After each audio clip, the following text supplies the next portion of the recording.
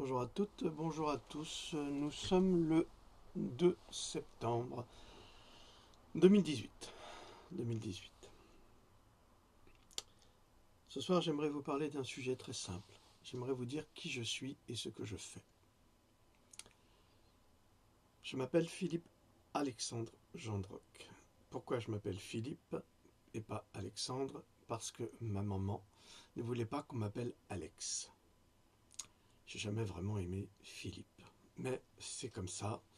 J'étais né Alexandre, j'étais né Sacha. C'est ce que j'aurais toujours dû être, mais le destin en a voulu autrement et tous mes copains, mes vrais copains, m'appellent toujours Alex. Donc ça commence déjà mal. Je suis né dans une famille de culture franco-hongroise. Maman est née en France, de parents hongrois, et papa est hongrois 100%. 100% parce qu'il a du sang croate qui vient de l'Empire austro-hongrois, parce que Jandroc est un nom croate, mais le nom de sa mère est l'un des plus grands noms de Hongrie, c'est Veselényi. Je vous dis ça, comme ça vous évite de raconter n'importe quoi sur mon compte, comme le font tous ces abrutis sur Internet. J'ai toujours été différent des autres enfants, et mon frère me l'a fait sentir toute ma vie. Très mauvais rapport, évidemment, vous l'avez compris, avec mon frère, qui n'a pas essayé de... Enfin, qui n'a pas cessé de me massacrer toute ma vie. Ça arrive, on a ça dans toutes les familles. À l'âge de 35 ans, j'ai dit stop. J'ai dit stop. J'ai dit je ne voulais plus avoir de rapport avec cet individu. Et j'ai quitté mon frère. Ça a été très douloureux pour moi, parce que moi j'aimais mon frère, beaucoup. Mais on aime toujours son bourreau. Mais je l'ai quitté. Je l'ai quitté parce que j'en avais assez d'être sa victime préférée, d'être son bouc émissaire, d'être toujours là à devoir écouter ces jérémiades insupportables. Et de me faire accuser de tous les noms quand j'osais faire un commentaire. C'est-à-dire que j'étais juste bon à être un chiotte dans lequel on dégueule et ensuite on ferme la cuvette, on tire la chasse. Et c'est tout. Bon, c'est pas l'idée que je me suis fait d'un frère. Alors j'ai eu des amis, parfois des bons, souvent des mauvais. C'est arrivé. Et j'ai eu une carrière avant Internet. C'est-à-dire que j'ai fait beaucoup de métiers, beaucoup de métiers. J'ai fait des études d'histoire de l'art et d'art plastique. J'ai exposé pendant 25 ans. J'ai été reconnu. Beaucoup d'articles de presse.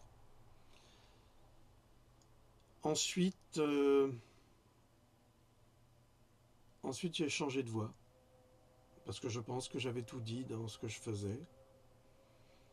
Mais concomitamment, j'étais toujours passionné par la littérature et les arts. Les arts, je les connais depuis toujours. Maman m'avait amené, enfin nous avait amené, mon frère et moi, voir la plus grande exposition de Van Gogh à l'époque, où je devais avoir 4 ans, au Grand ou au Petit Palais. Je me souviens plus exactement. Ce dont je me souviens, c'est de ce petit garçon qui défilait partout et qui regardait ses tableaux. Et ça m'a marqué à vie, à tel point que lorsque j'étais étudiant, on nous a demandé de faire un autoportrait à la manière d'eux, et j'ai fait un Van Gogh. Ça m'est venu tout à fait naturellement, puisque j'avais grandi avec. C'est pas du tout une fierté, hein, le portrait a fini dans une benne à ordures. Ça arrive, c'est comme ça. Donc il y a quand même 25 ans de pratique et d'exercice et d'exposition. Après ça, j'ai voyagé. J'ai été guide, bénévole. J'ai beaucoup fait de bénévolat. J'ai beaucoup donné de ma personne pour une école en Lorraine. Et tous les ans, j'accompagnais des enfants en Italie, puisque je parle italien. Ça, c'est parce que la grand-mère de mon père était sicilienne. Sans doute que le baron de Chéligny avait été kidnappé, une comtesse ou une baronne sicilienne, j'en sais rien. Peut-être qu'il était avec Franz Liszt, je ne sais pas du tout. On a peu de traces de tout ça parce qu'avec le communisme, on a dû tout effacer. Et on a cherché la peau de chien sur lesquels Nos titres étaient inscrits, mais on n'a pas trouvé parce que les aristocrates, soit on les envoyait au goulag, soit on les tuait, et mon grand-père paternel a été suicidé par la police politique de Staline, de balles dans la nuque. C'est ce que m'a raconté mon père. Mon goût pour les livres vient de ma mère et de mon père. Parce que mon grand-père Jean Droc était un érudit et un féru de livres. Et je n'oublierai jamais une nuit où mon père, en larmes, me raconta qu'une fois qu'ils ont eu suicidé mon grand-père, ils sont arrivés dans la maison de ma grand-mère, ils ont fait sortir tout le monde, ils ont pris tous les livres et ils les ont brûlés. Voilà. Ça fait partie des premiers malheurs de mon père, et il en a eu beaucoup d'autres, et c'est pour ça que c'était un homme très nostalgique et en grande souffrance. Et c'est sans doute également pour cette raison qu'il buvait. Mon père était alcoolique, mais ce n'était pas un méchant. Il ne nous a jamais frappés. Il n'a jamais été violent. Il était juste terriblement triste. Et pendant des heures, il faisait chanter les violons de cigane sur le tourne-disque où il écoutait la musique traditionnelle hongroise du Bartók avec le cimbalom. Et moi, petit bonhomme, je restais souvent avec mon père, mon frère jamais. Ce qui fait que mon père me parlait. Il m'a beaucoup confié, m'a beaucoup raconté de choses. Alors évidemment aussi, il faut faire la part des choses entre le vrai et le faux. Parce que quelqu'un qui boit, il a souvent tendance à enjoliver les histoires du passé. Donc après les arts, l'histoire de l'art, le DEA de cinéma, spécialisé dans le cinéma muet. Vous avez là un des rares spécialistes du cinéma muet en France. Et oui, c'est un titre que j'ai mais que j'accroche pas, mais je vous en parle. J'ai été édité par le département de cinéma de la fac de Strasbourg à l'époque, par mon maître de thèse, qui s'appelait Pierre Hafner. Pierre Hafner, je te rejoindrai un jour, Pierre, qui était un homme extraordinaire. Extraordinaire de culture et d'intelligence. J'ai eu la chance de le connaître et de travailler avec lui. Après tout cela, j'ai fait de la communication et toujours j'accompagnais les enfants en Italie en leur expliquant l'art sur le motif. Je leur donnais toutes les clés pour comprendre la peinture baroque, comprendre la peinture du 19e, comprendre le 18e, tout comprendre, l'Antiquité également. L'Antiquité n'étant pas une de mes zones fortes, je dirais. C'est un grand intérêt. J'ai beaucoup d'intérêt sur l'Antiquité, mais je ne suis pas un spécialiste de l'Antiquité. Il y a des historiens qui sont bien plus évolués et pertinents que moi dans le domaine de l'antique. Et puis nous avons voyagé beaucoup, beaucoup. Nous avons sorti notre enfant de l'école parce qu'elle souffrait terriblement. Pourquoi? Elle était différente. Quand les enfants sont différents, on les fait souffrir. Et j'ai dit, je ne laisserai jamais mon enfant, cet enfant-là en tous les cas, souffrir comme elle souffre. Donc on a tout vendu, tout ce qu'on avait. Et on a fait le tour du monde, on s'est installé en Nouvelle-Zélande, où on y a bien vécu, c'était magnifique. On allait rester là-bas. Nous allions monter quelque chose. Et puis tout s'est écroulé il y a 8 ans, je crois. Tremblement de terre à Christchurch. Nous sommes rescapés, miraculeux et miraculés. Et je vous assure que je sais ce que c'est qu'un tremblement de terre. Et on n'est vraiment pas grand-chose face à la nature. On n'est rien. Alors pourquoi on a été épargnés, nous, et pas d'autres, je ne sais pas. Peut-être que la mission n'était pas terminée. Ma mère a eu 3 cancers. Et j'étais incompétent tout ce temps. J'ai vu ma mère se battre, désespérément, pour survivre, dans des conditions difficiles.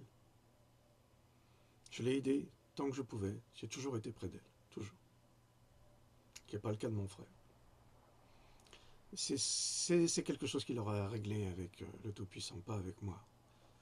Les comptes, on les rend à celui qui est en haut, pas aux hommes. Peu importe. Et j'ai commencé à écrire beaucoup, à faire des recherches. Mais très discrète. J'achetais les livres, je lisais, je m'informais, je collectionnais les articles. Pendant des années. Pendant ces années, moi aussi, j'ai eu des gros problèmes de santé. J'ai même été opéré. Et puis j'ai rencontré un homme. On a quelques rencontres phares dans sa vie. J'ai rencontré un homme qui est encore vivant. Cet homme, c'est le docteur Jean ou Jehan Gilles de Pélichy, qui est un père de Belgique, aristocrate, baron, mais surtout chiropracteur et radiologue. Il a tous les diplômes, Jean. Et cet homme m'a sauvé la vie. M'a sauvé la vie parce que je serais mort empoisonné par tous ces médicaments. C'était inévitable. Il l'a vu tout de suite. Il m'a sauvé la vie et il m'a appris. Il m'a appris comment aborder la médecine, comment aborder le soin, comment comprendre la maladie. J'ai beaucoup appris avec lui et nous sommes devenus de très grands amis. Jean Gilles de Pélichy est comme pour moi un père. Et pour lui, je suis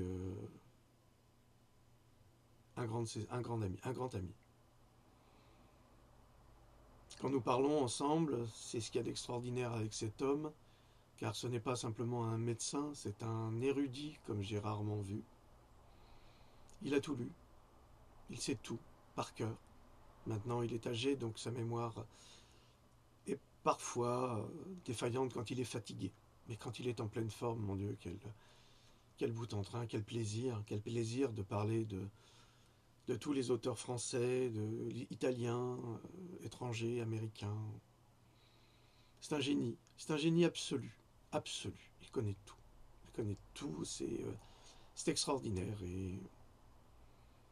Et c'est lui qui, c'est avec lui que nous avons décidé de créer Pandora. À l'origine, Pandora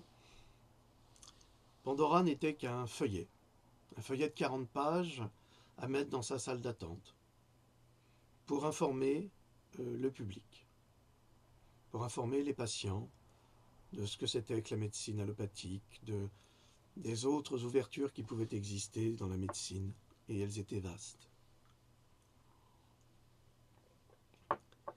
Et puis j'ai jamais remis ce feuillet, parce que j'ai été pris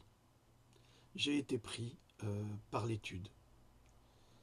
Et j'ai passé des heures, des jours, des mois, des années. Et finalement, j'ai sorti Pandora. Alors que j'écrivais déjà beaucoup d'articles dans Mediapart ou dans un blog que j'avais, Marie-Claire, qui n'existe plus, les deux n'existent plus. Parce qu'il n'y a plus de liberté de parole en France. Donc ça a été le premier volume. Une Bible, avec son petit frère, qui est là. Il y a près de 1000 pages de recherche. Au bout du premier Pandora, je me suis dit que ça devait suffire. Et puis non, ça n'a pas suffi parce que les vaccins sont arrivés sur le tapis. Et étudier les vaccins, ça prend aussi des mois, des années. Alors j'ai sorti celui-ci. Et puis c'était pas encore suffisant. Parce que la science ne cesse d'évoluer. Est arrivé celui-là. Et finalement, on est arrivé avec Pandora 4. Et actuellement, je fais Pandora 5. Toutes ces recherches que je fais sont autofinancées. Qu'est-ce que ça veut dire, autofinancé? Et ça veut dire que personne ne me donne de l'argent. Je ne fais pas de litchi pour gagner de l'argent, pour vous détrousser. Je ne fais pas de quête. Tout ce que je gagne avec mes livres me permettent de faire mes recherches. C'est grâce à cela que je peux travailler. Sinon, personne ne m'aide, contrairement à d'autres qui vont pleurer pour réclamer des sous à tout bout de champ, d'une façon parfaitement malhonnête. D'autant plus que ces autres sont riches. Et nous, les gens de rock, on n'est pas riches. Ben non. On est riche de cœur, on est riche de culture, on est riche de savoir, mais on n'est pas riche d'argent. Parce que ne croyez pas que c'est facile pour un réfugié hongrois qui arrive en 1957, en hiver 57, en France, de construire toute une vie avec du travail et de gagner de l'argent quand on est ingénieur en génie civil et en bâtiment. Ne croyez pas. Non. C'est très difficile, et c'était très difficile en France, parce que la France, et je peux en témoigner, puisque en tant que fils d'étranger, nous avons connu le racisme. Eh oui, on a connu le racisme. Ouais. Ah ça, les colibets, les insultes, on a tout eu. Et mon père était souvent rabaissé parce qu'il était étranger, et parce qu'il n'a jamais perdu son accent. Mais néanmoins, c'était un ingénieur remarquable qui a quand même calculé les fondations de la tour Montparnasse que vous avez à Paris, en tant qu'ingénieur conseil. Évidemment, ce n'est pas l'ingénieur conseil qui gagne de l'argent.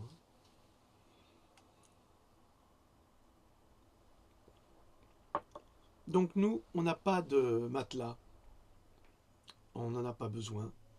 On a toujours été habitué à vivre chichement. Donc ça ne change pas grand-chose. C'est pas ça. Ce que je veux dire par là, c'est pas du tout pour me plaindre, parce que je ne me plains pas. C'est vous expliquer la situation. Je ne touche rien. Je ne demande rien. Je fais mon travail pour une chose. Pour éviter que les mamans, que vos mamans, attrapent un cancer du sein, soient maltraitées et en meurent.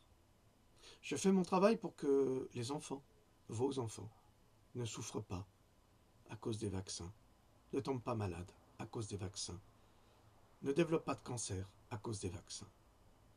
Je vous ai donné toutes les pistes, je vous ai donné toutes les preuves, je vous les donne au quotidien.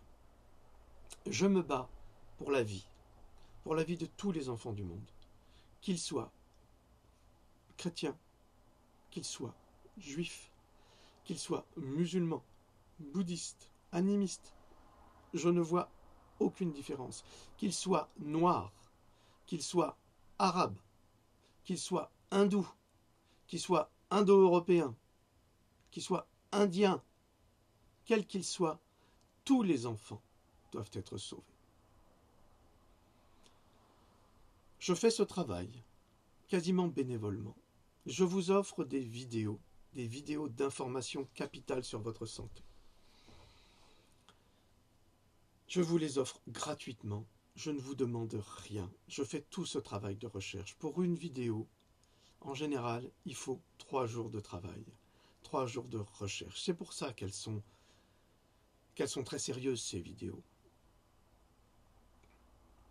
Avec tout ce travail, je suis infiltré de toutes parts. Je suis insulté de toutes parts. Je suis menacé de toutes parts. D'ailleurs, je voudrais dire ta dernière vidéo, Croupion, t'inquiète pas, je connais la novlangue, je connais le double discours, j'ai bien vu tes menaces de mort, j'ai bien vu que tu voulais m'envoyer des gars, tu peux me les envoyer, ça ne me dérange pas. Tu sais, je vais te dire une bonne chose, je suis désolé de revenir sur le tapis, mais vous ne savez pas ce qui se passe. Je vais te dire une bonne chose, fais de moi un martyr, c'est ça qui te tuera. J'ai pas peur. J'ai pas peur. Ne t'inquiète pas. Tu peux me menacer, Fabio peut me menacer, vous pouvez faire toutes vos cochonneries comme vous les avez faites, vous m'avez écarté d'Internet et surtout de YouTube, et vous avez privé tout ce public de cette information parce que vous travaillez pour ceux que je dénonce. Donc, ce que je veux dire par là, c'est que mon travail, normalement, comme vous le dites souvent, est d'utilité publique. Je suis attaqué par les mauvais youtubeurs, par ceux qui font des quêtes d'argent, par les grandes gueules. Pratiquement aucun n'allume mes livres. Ensuite, ils utilisent des arguments fallacieux en disant « ouais, ces livres sont chers ». Ils sont absolument pas chers par rapport au contenu. Ils sont moins chers que celui-là. Bon, je l'ai sous la main. J'en ai plein par terre également. Qu'est-ce que je pourrais vous prendre? Il y a un bouquin comme ça vaut 20 € déjà. C'est tout petit. C'est tout petit. Un bouquin comme ça vaut 28 ou 29 €, ou peut-être 30, je ne sais plus. Voilà. Vous avez 500 pages d'informations capitales avec des liens très récents. Et non, je n'ai pas plagié. Je plagie pas, moi. Je ne perds pas mon temps comme certains qui copient mes vidéos et qui les refont à leur manière, ou d'autres sites internet qui volent tout le contenu de mes travaux et qui signent sous un autre nom. Enfin, au lieu de me contacter pour qu'on travaille ensemble, non. C'est vraiment de la malveillance permanente, mais c'est comme ça. J'ai l'habitude. Donc, à partir de là, vous comprenez, je suis attaqué de toutes parts par ces gens malveillants qui sont à la fois jaloux, qui travaillent pour Big Pharma, les vaxeuses entre autres, les Fabio, les Croupions, les manipulateurs là, avec des lunettes noires, enfin tout ce que vous voulez, tous ces gens-là qui sont haineux et insultants. Est-ce que vous croyez vraiment qu'un type qui bosse comme ça, 24 heures sur 24, parce que vous ne croyez pas qu'on peut dormir après toutes ces découvertes? Qui peut dormir quand il sait que le ROR peut provoquer l'autisme chez les enfants? Qui peut dormir? Qui peut dormir quand il sait que le vaccin contre l'hépatite B peut augmenter de plus de 700 fois le risque de crise cardiaque chez n'importe qui? Qui peut dormir avec ça? Certainement pas ceux que vous voyez sur YouTube et qui sont jamais censurés. Certainement pas eux. Non, non, non. C'est moi. C'est moi qui suis censuré sur YouTube. 3 mois bloqué. Est-ce que vous savez pourquoi? Hier, Être en liberté, hier soir, a fait un Discord, ce qu'ils appellent un Discord. C'est en fait une sorte de live avec 30-40 personnes et qui discutent de sujets graves comme la sexualité à l'école et la pédophilie. Hier, le Discord de Être en liberté a été attaqué par 600 personnes. Est-ce que vous croyez que 600 personnes peuvent attaquer un Discord? Et surtout, un Discord d'Être en liberté. C'est quasiment impossible. Je sais pas ce que c'est ça. C'est quasiment impossible. Impossible. Pourquoi? Parce que c'est un robot informatique qui a été mis au point par des hackers comme Fabio, ou comme les vaxeuses, ou comme Big Pharma qui les finance, et qui veut faire taire, inévitablement, Être en liberté et le travail qu'elle fait pour protéger les enfants.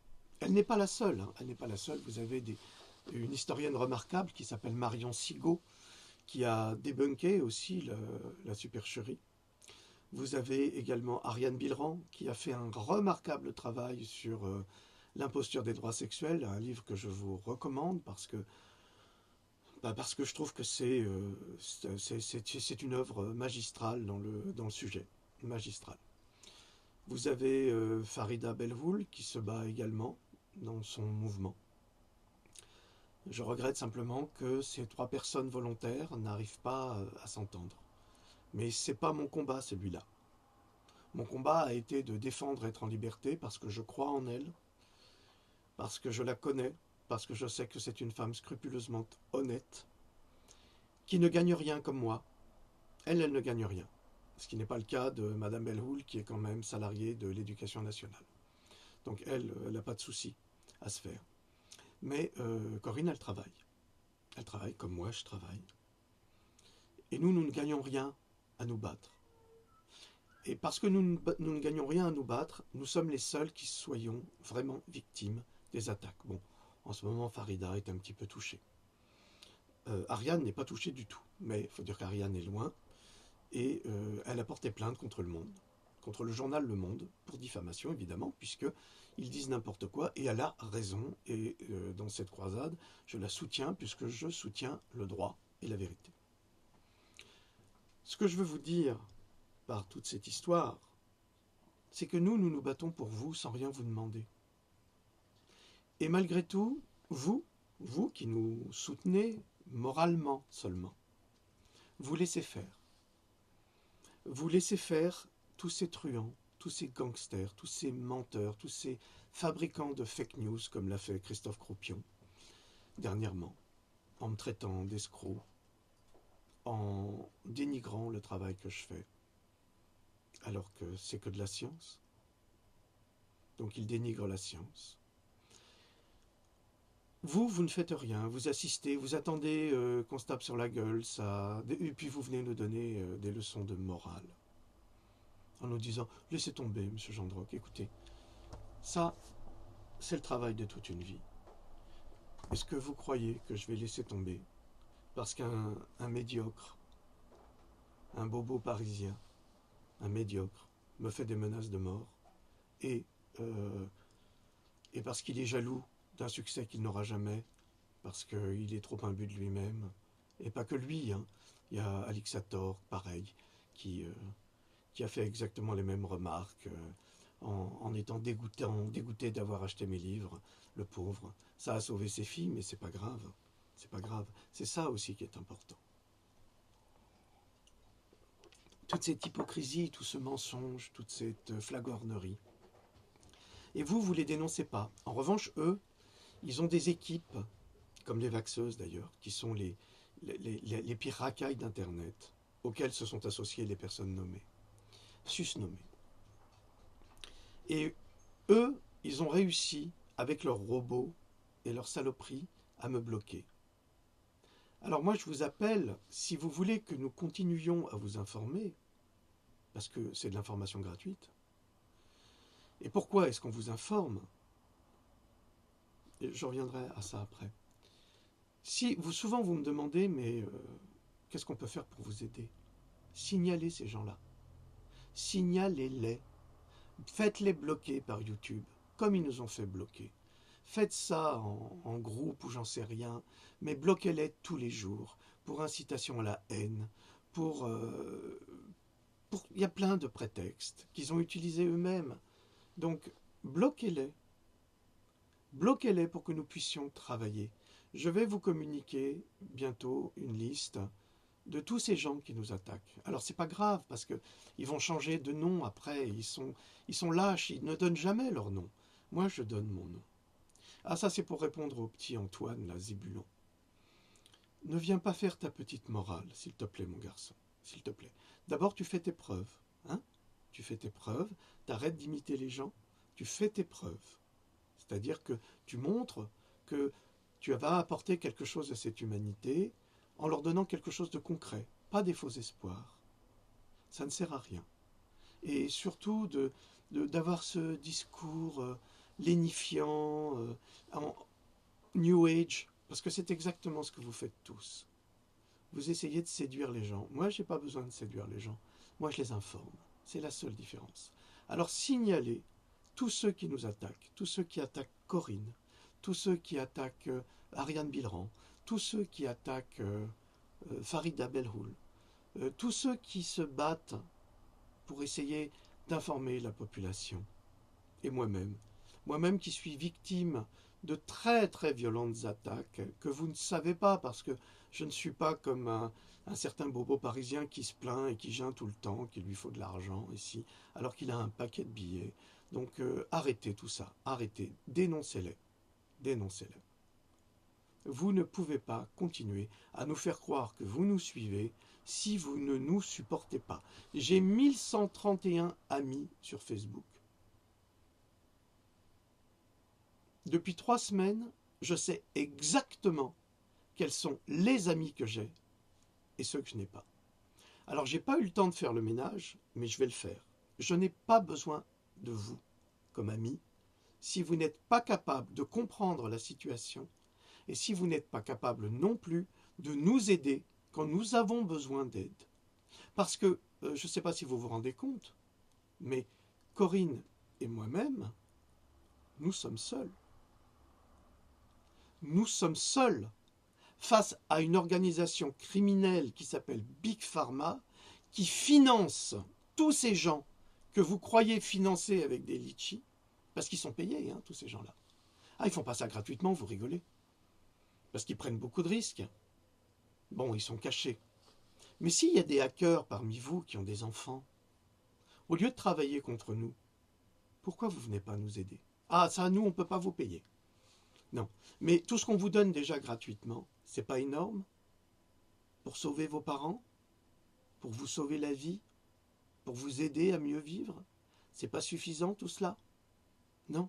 Ah non, non, parce qu'aujourd'hui on devient des Américains, c'est-à-dire que tout se monnaie. Ah, c'est sûr, aux États-Unis, il n'y a pas beaucoup de gens comme nous. Non. Enfin, ça commence, il y en a de plus en plus, heureusement. Heureusement, il y a Jim Lee pour les chemtrails. Ah, regardez son travail, il est remarquable. Remarquable chercheur. Lui aussi attaqué de toutes parts. Enfin, c'est vraiment scandaleux. Ils ont des budgets illimités. Et nous avons zéro budget. Vous comprenez? Zéro budget. Et après, vous viendrez nous voir quand votre enfant aura été invalidé, quand vous aurez développé un cancer.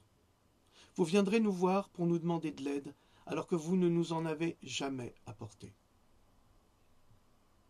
Vous trouvez ça normal? Vous trouvez ça normal que quand nous avons des problèmes, vous détournez le regard? Vous allez regarder dehors, oui, ça va. Puis après, vous venez nous voir, oh, c'est vraiment pénible, ces luttes intestines. C'est pas des luttes intestines. C'est ça que vous comprenez pas. C'est une lutte du bien contre le mal, et surtout du mal contre le bien. Il faut que vous vous mettiez ça dans la tête. C'est pas du manichéisme, hein, c'est pas du manichéisme scolaire. Lui c'est un méchant, lui c'est un gentil. C'est pas ça. Ce que nous faisons, Corinne et moi, nous le faisons pour l'humanité. Et pourquoi le faisons-nous pour l'humanité? Parce qu'on nous l'a demandé. Et qui c'est qui l'a demandé?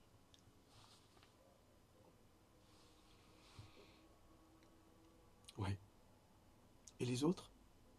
Mais les autres, ils sont motivés par tout ce qui les perd, c'est-à-dire par l'orgueil, par la vanité, par l'argent. L'argent, c'est le nerf de la guerre. Il y a des gens qu'on peut acheter, et il y en a d'autres qu'on n'achète pas. C'est ça la grande différence. Alors quand on peut acheter de la racaille, eh ben la racaille, qu'est-ce qu'elle fait? Elle se comporte comme une racaille. C'est tout. La racaille, elle n'est pas que dans les banlieues. Hein. Faut pas croire. Vous avez beaucoup de racailles en costard, beaucoup de racailles qui sont des pseudo-baroudeurs. Vous en avez beaucoup. Ouais. Ouais. Et qui vous font croire tout et n'importe quoi. Donc, ce que je vous demande, à vous, à toi, à toi, à toi, jeune femme, à toi, monsieur, à toi, papa, à toi, maman,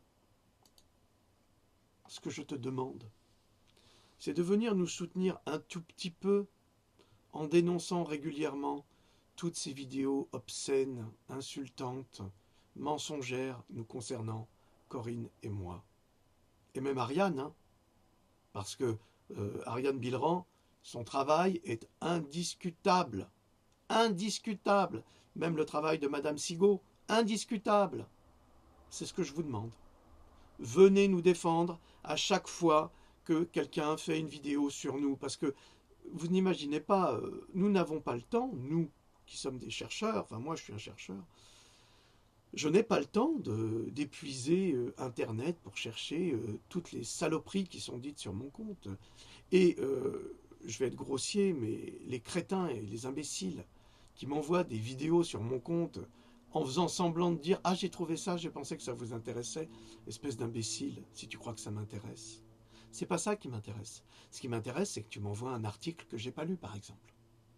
Un article scientifique, valide, intéressant.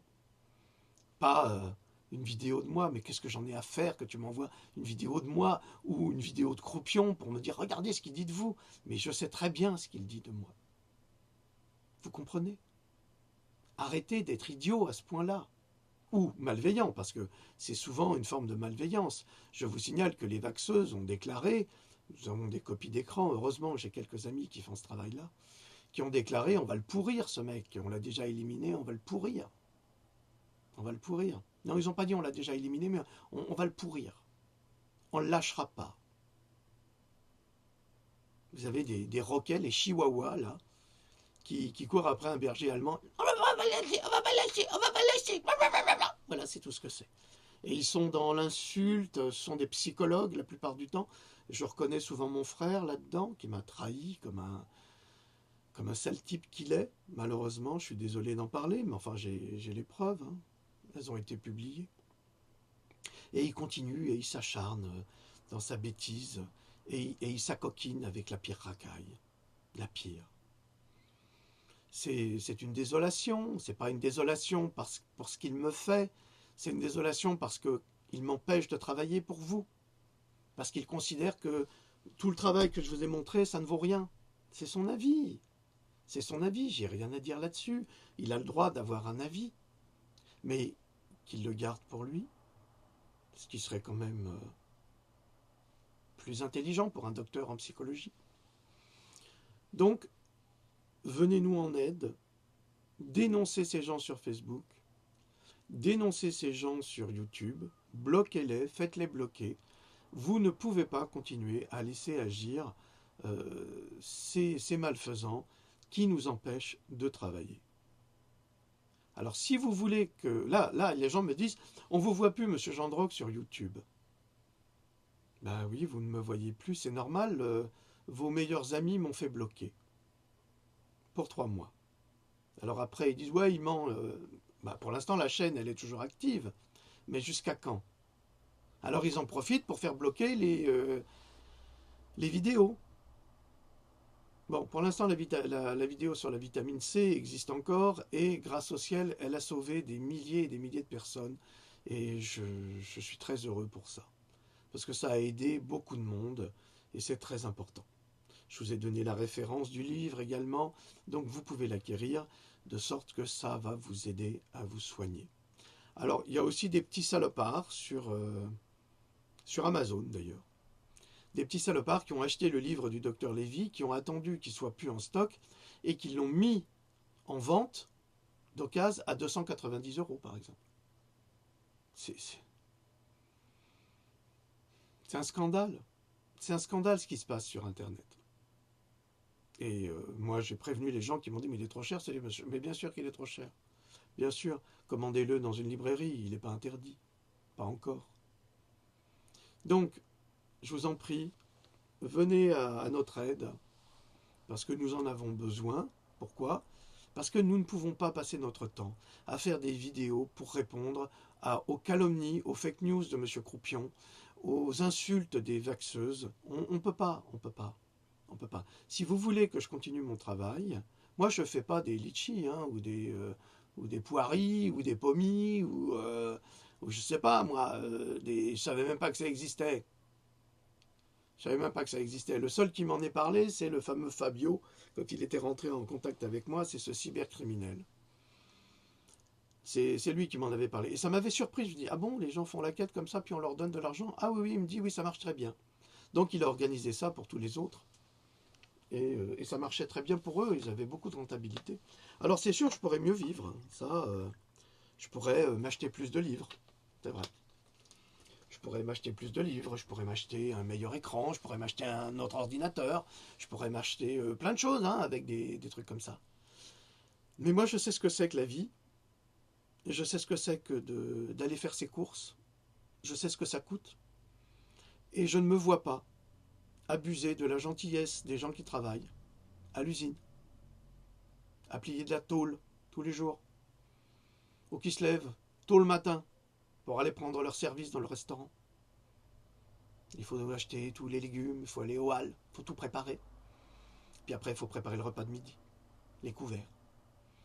Et ces gens-là qui gagnent souvent très peu d'argent, eh ben ils donnent. Eh ben j'ai pas le courage, moi. J'ai pas ce courage-là de leur priver, de les priver de leur argent.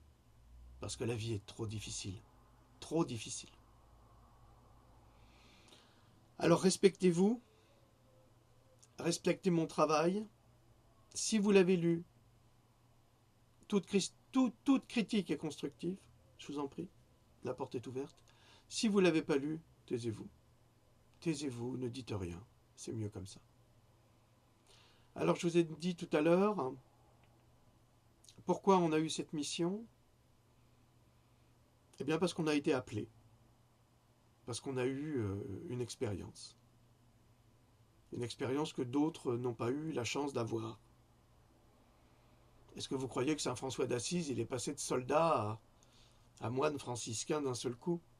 Non, il a eu une expérience lui aussi. Il a été appelé et renvoyé. Eh bien moi c'est pareil, sauf que moi ça m'est arrivé enfant, très tôt. Être en liberté, ça lui est arrivé plus tard. Et être en liberté, ça lui est arrivé plus tard, pourquoi? Parce qu'elle était déjà prête enfant, mais elle a subi, elle en parle, elle a subi un viol, enfant. Et c'est pour ça qu'elle est si remontée contre la pédophilie et la loi SCIAPA. D'ailleurs, je vous donne une information, l'école obligatoire à 3 ans, c'est faux. Ce n'est pas obligatoire, c'est le président Macron qui, comme d'habitude, a raconté des carabistouilles. C'est lui qui a demandé à ce que les enfants soient très tôt formés à l'éducation sexuelle à l'école, mais non. L'école n'est obligatoire qu'à partir de l'âge de 6 ans. Donc, vous n'avez pas à apporter vos enfants à l'école s'ils ont 3 ans. D'ailleurs, ils sont trop jeunes pour aller à l'école, et puis c'est le jardin d'enfants. Donc, c'est soit le jardin d'enfants, si vous le souhaitez, soit vous les gardez à la maison, et vous leur faites l'école à la maison, comme vous le souhaitez. Si les mamans, vous êtes à la maison, gardez votre enfant. Gardez votre enfant, vous le protégerez. Parce que si vous ne protégez pas votre enfant, avec les nouvelles lois, il risque beaucoup. Et sachez qu'un enfant qui est traumatisé ou qui a été violé est un enfant qui deviendra un monstre. Et c'est ce qu'ils veulent. Alors tous les enfants violés ne sont pas devenus des monstres, bien sûr. Et heureusement. Mais souvent, tous les pédophiles criminels sont des enfants qui ont subi des traumatismes très graves. Donc, évitons-les. Alors, si on peut au moins les éviter à l'école, c'est déjà ça, parce que malheureusement, les viols, ça se passe aussi à la maison. Ça se passe aussi avec les grands frères. Ça se passe aussi avec les oncles, avec les papas, avec les amis de la famille. Donc, soyez prudents, protégez vos enfants, car quand vos enfants ont subi un traumatisme, c'est vous qui subissez ce traumatisme. Voilà, je crois que j'ai tout dit aujourd'hui là-dessus. Demain, je reprends mon travail. Je voudrais présenter mes excuses sincères à toutes les personnes qui me demandent en ami sur VK. Rejoignez-moi sur VK parce qu'il faut qu'on quitte Facebook. J'ai une amie qui m'a envoyé un message ce matin en m'informant que le post qu'elle avait mis sur Ariane Bilran sur les droits sexuels avait été supprimé. Donc il y a du nettoyage qui se fait. Il y a de la censure qui se fait. Alors s'il vous plaît, venez nous rejoindre sur VK. Vous n'avez pas besoin d'être mon ami pour accéder à ma page. Vous n'avez pas besoin. C'est inutile. Je ne prends pas d'amis. J'en ai pas besoin. Je vous en prie. J'ai vu 1100 amis et personne pour me soutenir. Merci. J'ai pas besoin de vous comme ami. Vous comprenez? C'est pas ça qui compte. J'ai besoin de vous comme une force tranquille qui est là pour veiller à protéger le travail qui est fait pour vous. Là, oui, j'ai besoin de vous. J'ai besoin de vous pour signaler ces truands. J'ai besoin de vous pour faire bloquer ces truands. Il faut que ça soit une chaîne de l'humanisme pour l'humanité. Parce que ça se passe dans tous les pays. Alors évidemment, dans des pays où la démocratie, mais je ne peux pas parler de démocratie chez nous, puisque plus de constitution, une élection à 8%, C'est pas une démocratie, ça, c'est une autocratie. C'est pas possible. Donc dans certains pays, les sonneurs d'alerte sont assassinés. J'en ai parlé dans Pandora 1. Un sonneur d'alerte de Novi Sad en Serbie, qui dénonçait Monsanto et qui dénonçait les chemtrails. Plusieurs tentatives d'assassinat et finalement il a disparu, on ne sait pas où il est. On ne sait pas où il est. Alors soit il est dans une geôle, soit il a été assassiné, enterré, on ne le retrouvera jamais. C'est dans Pandora 1, vous trouverez ça. Mais ça viendra chez nous aussi, c'est inévitable. Les menaces de corruption, c'est ce que ça veut dire. C'est exactement ce que ça veut dire.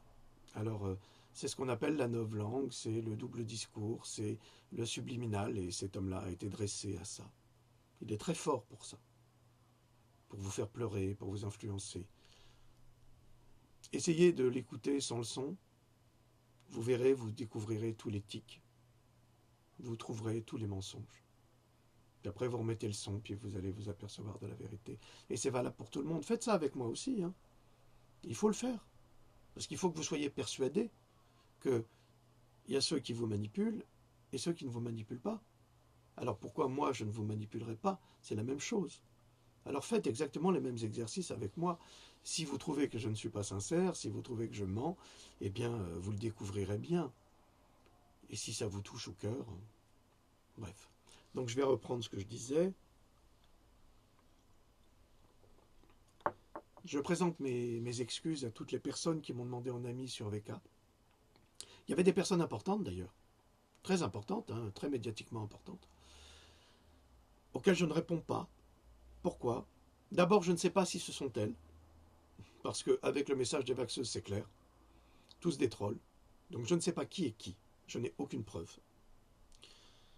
Ensuite, je ne fais pas de politique. Je ne fais pas de politique. J'ai quitté l'UPR, mais attention, je quitte l'UPR, mais je respecte énormément M. Asselineau, qui est un homme remarquable, extrêmement cultivé, et sans doute le plus cultivé qu'on ait dans la politique actuelle, même si Mélenchon est très cultivé, mais quand je le vois danser la salsa dans la rue, non. Là, vraiment, il faut arrêter.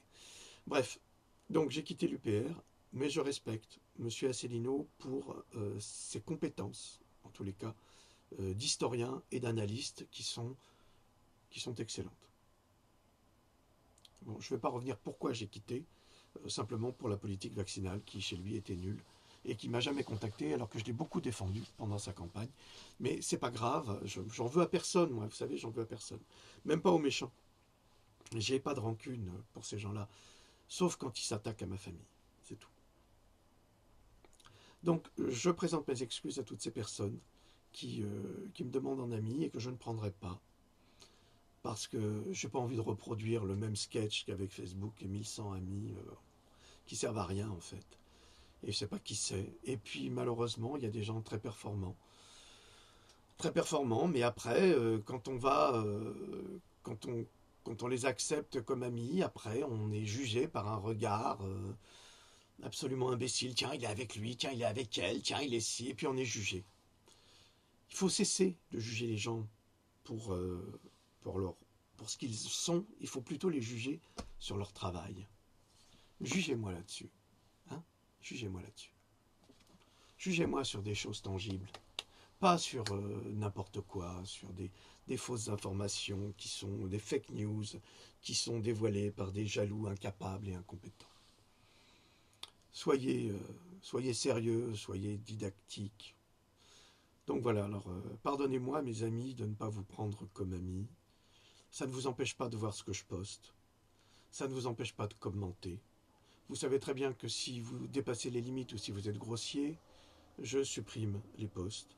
Je n'ai pas besoin de ça. Moi, je n'ai besoin que d'énergie positive. Tous ceux qui sont dans la négativité sont bloqués immédiatement. Donc, nous n'allons pas perdre de temps à nous disputer ou à argumenter. Ça ne sert à rien. Quand un con a un avis, il n'en change jamais. Donc, je vous laisse à vos avis. Les cons, je dis bien les cons. Mais il y a des gens absolument formidables et de toutes les conditions que j'ai même dans mes amis, que je ne vais pas nommer. Beaucoup de femmes, c'est vrai, beaucoup de femmes. Pourquoi? Sans doute parce que ce sont des mamans. peu de papa, mais c'est pas grave. Voilà, je vous remercie de m'avoir écouté. J'espère que vous m'avez entendu. Je vous dis à très très bientôt. Salut.